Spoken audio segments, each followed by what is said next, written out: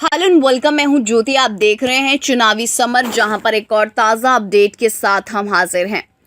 संविधान विरोधी आरएसएस नेता को केंद्र ने दिया सम्मान, भड़का विपक्ष। देश में आरएसएस और बीजेपी की दोस्ती किसी से छिपी नहीं है।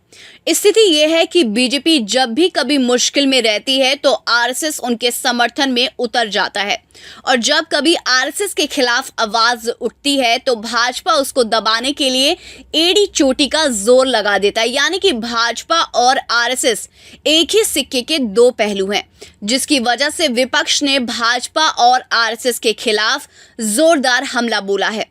दरअसल राष्ट्रीय स्वयंसेवक संघ के विचारक माधव सदाशिव राव गोलवलकर को संस्कृति मंत्रालय की ओर से श्रद्धांजलि दिए जाने पर विवाद छिड़ गया है।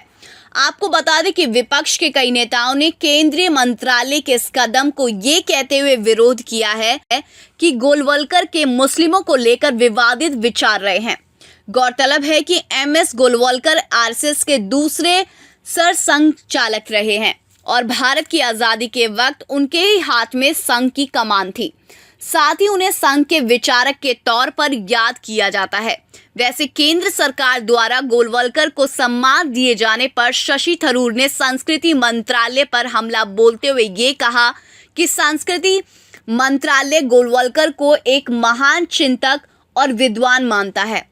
उन्होंने कहा कि भारत सरकार का मंत्रालय एक ऐसे व्यक्ति की प्रशंसा कर रहा है जिसने भारत के राष्ट्रीय ध्वज और संविधान का अपमान किया था।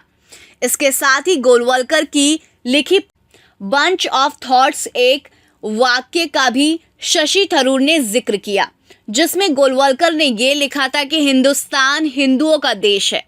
यही नहीं, 1949 में महात्मा गांधी की हत्या के बाद सरकार की ओर से संघ के खिलाफ लिए गए एक्शन के तहत वे जेल भी गए।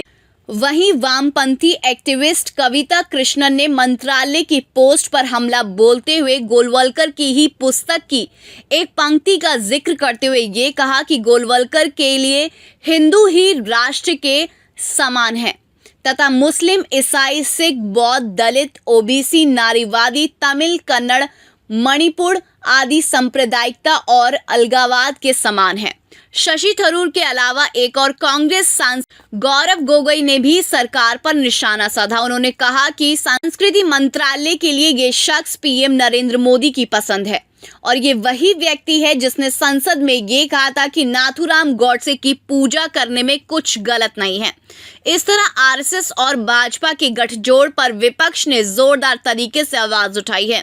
वहीं जिस तरीके से मोदी सरकार के द्वारा विवादास्पद आरएसएस नेता एमएस गोलवलकर को सम्मान दिया गया, वह लोगों को मंजूर नहीं था और सीधे शब्दों में ये कहें तो मोदी सरकार ने संविधान विरोधी नेता एमएस गोलवलकर को सम्मान देकर एक तरह से ये साबित कर दिया है कि आरएसएस की तरह भाजपा भी संविधान विरोधी है। ऐसे में लोगों का ये कहना है कि ऐसे संविधान विरोधी सरकार को सत्ता में बने रहने का कोई भी हक नहीं है।